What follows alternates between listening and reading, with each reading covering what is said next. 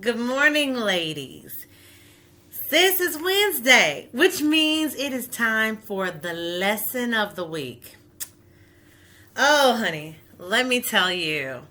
Monday has been tremendous. Tuesday has been tremendous, but today is Wednesday, and boy, have I got a lesson to share with you. The lesson this week is enter into the ministry of shut up. Is what I call it. But you may have heard this phrase said differently.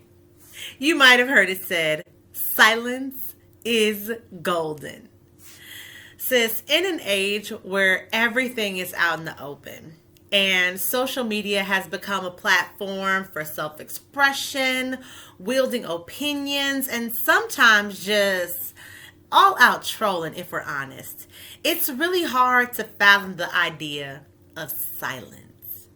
It's hard to think about what it means to just be quiet on a thing. It seems that we've come to believe that silence is something that should be reserved for the shy, the introverted, or the communicatively inept. Yeah. But I submit to you today that silence can honestly be a lifesaver. Think about it. If you've seen any reality television show, you've seen many moments when a period of silence would have been a better choice.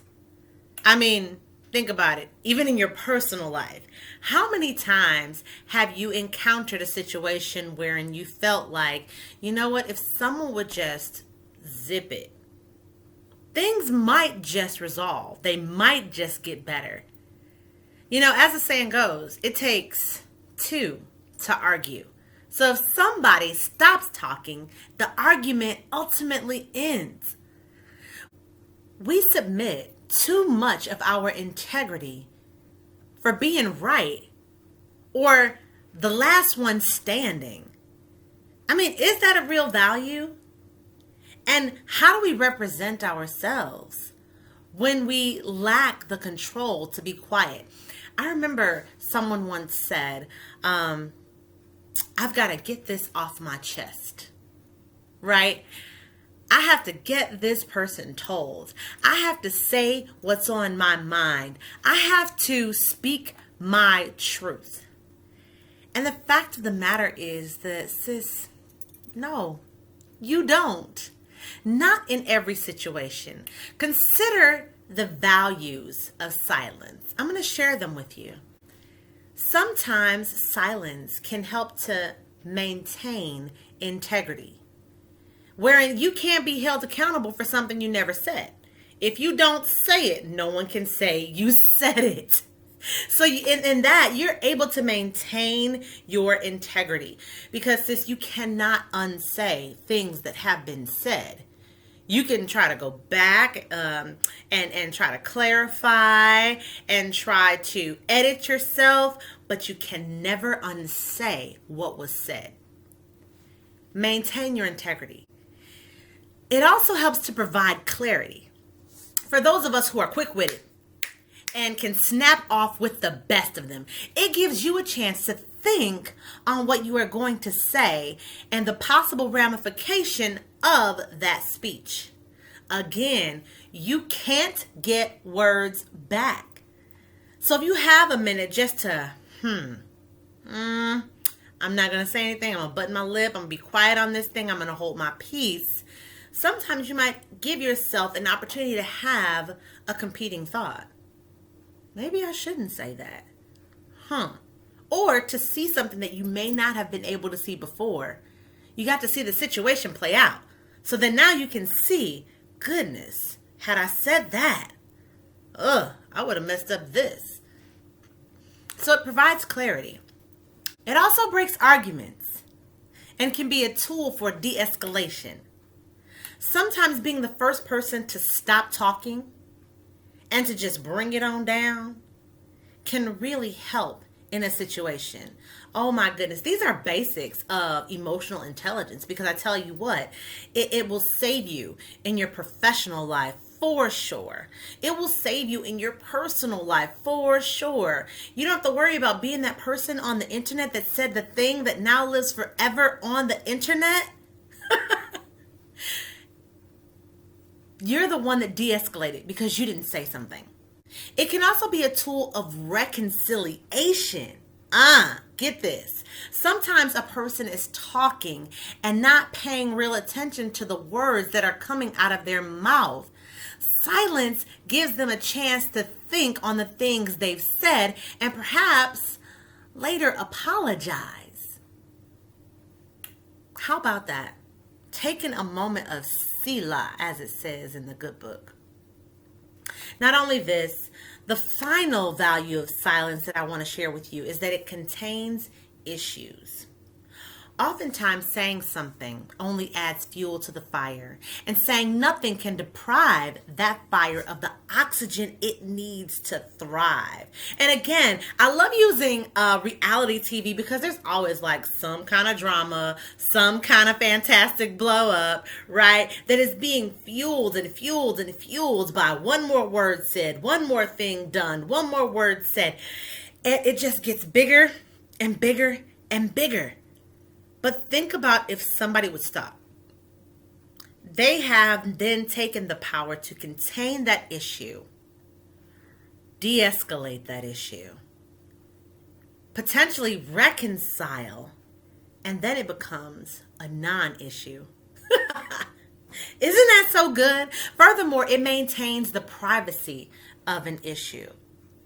Have you ever had a conversation with a friend about something you felt you had no business knowing? Girl, let me tell you, I feel like this. If it has nothing to do with me, and if it's ultimately not my business, I just don't need to know. If there's nothing I can do about it, and the purpose of me knowing it is not to help or to improve it or for my own safety, then really I don't need to know. This is how you save yourself sometimes. Sometimes silence can be your best friend. And since I'm sharing this with you because it's a lesson I had to learn a long, long time ago. And I'm going to tell you, I've got a couple of resources that you might want to take advantage of. The first one is this book by Karen Eman. And can you see it? It says, "Keep it shut with the zipped lips." Zip the lips.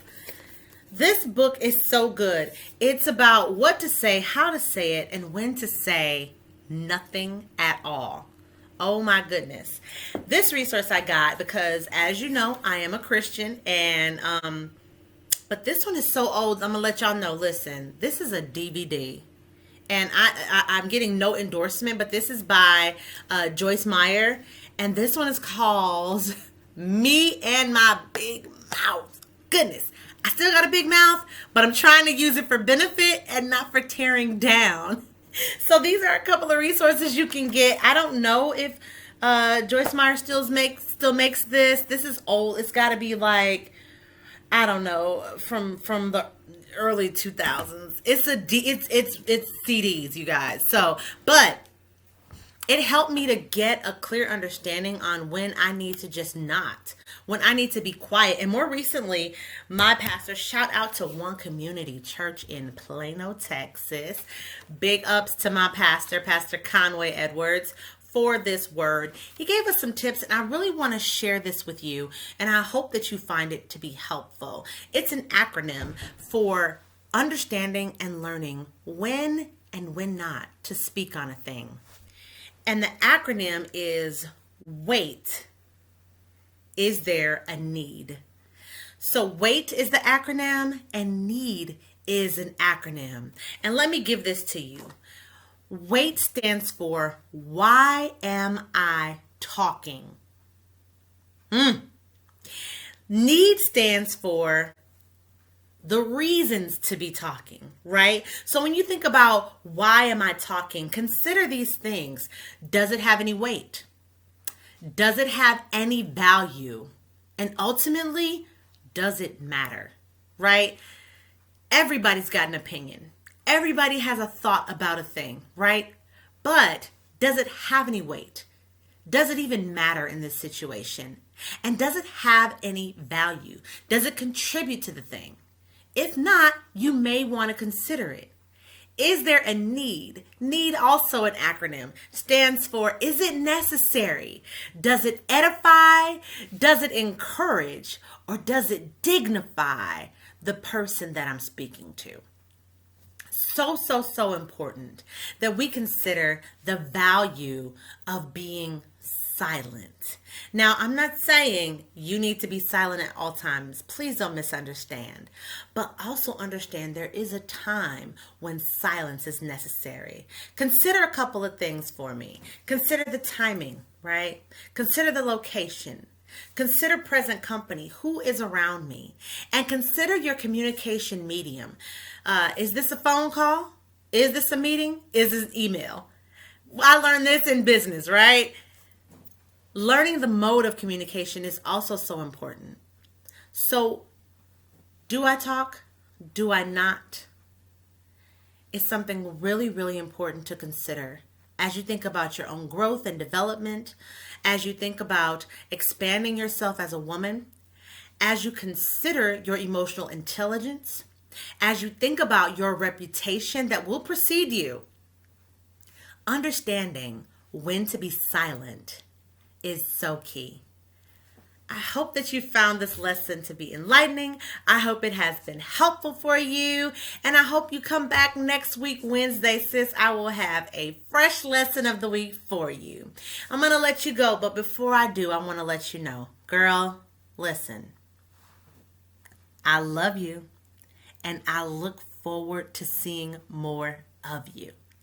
You take care, girl, and have a fantastic rest of your week. Bye now.